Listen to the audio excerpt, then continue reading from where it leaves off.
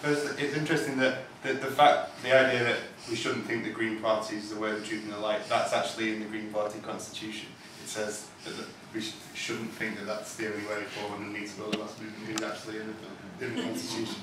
I mean, Steve, talking about electoral arrangements, Steve mentions Scotland and what happened to the Scottish Greens and the SSP, and I wonder if anybody's worked out, I mean, solidarity aside, what would have happened if they'd had an electoral arrangement?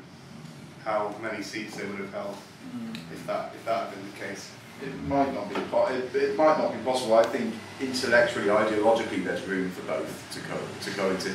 I would like to see more arrangements between the two, but I know there's people in the Greens who wouldn't, and I know there's socialists that wouldn't. You know. I guess that's just I agree there's room for both, but it doesn't mean that they have to stand against each other. That's true. Yeah.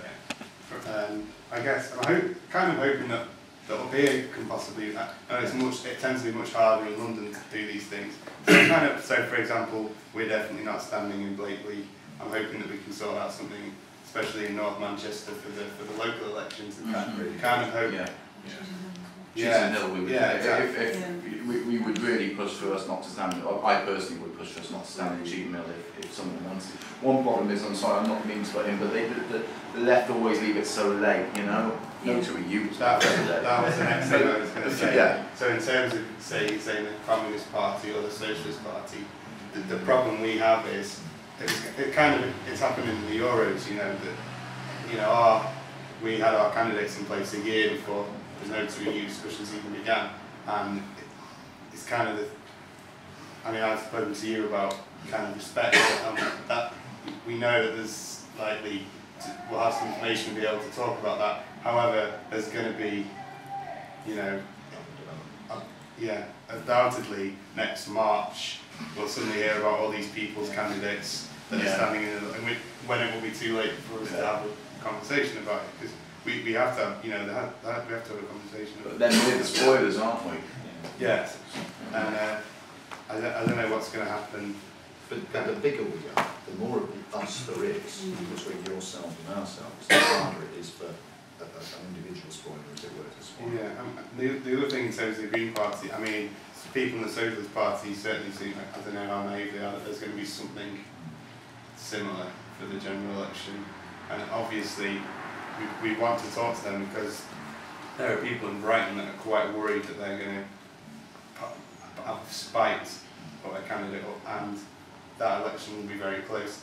And if that is the case, then in the future, a lot of people in the Green Party will be very against this kind of thing, which is a real shame because in places like Birmingham, really hope to persuade them not to stand.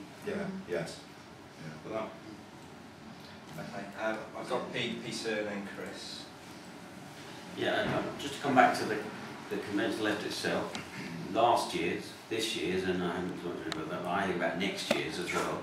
I mean, there's a lot. The conventional left that ran alongside the Labour Party conference last September was a success and against our expectations. Yeah. We were very lucky with our timing because it was the week that the stock market collapsed and the whole crisis of capitalism was exposed. And there were lots of things I can remember, particularly from there. We had a very good question time at the end. Derek was there from the Green Party. We had Mark Swartzka from CPS, we had CPB, and I can't even remember now. But anyway, it was Clive from Respect, and it was just a very, and we also had Lindsay German, who was at that time about being purged from the SWP, but was there and came along as the SWP's representative. So we kept the SWP on board. There were lots of really good memories of that, and Tony Benn basically camped out here and it became his confidence. And it was a joy. He sat on the steps all week talking to the people of Manchester about life, and it was great. But actually, I think the very best anecdote from it was actually the time when, and Gail was involved in it, the young people organised their anti-plane, anti-airport, and they basically said, oh yeah, this is us here.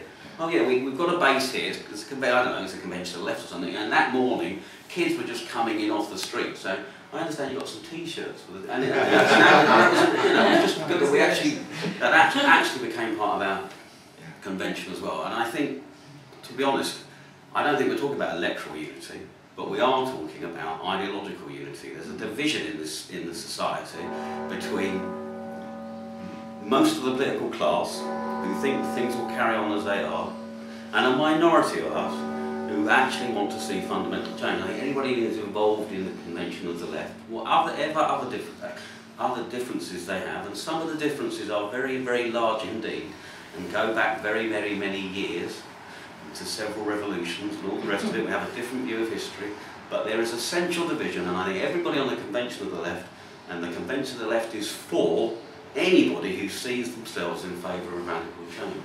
And I also think that the audience is huge.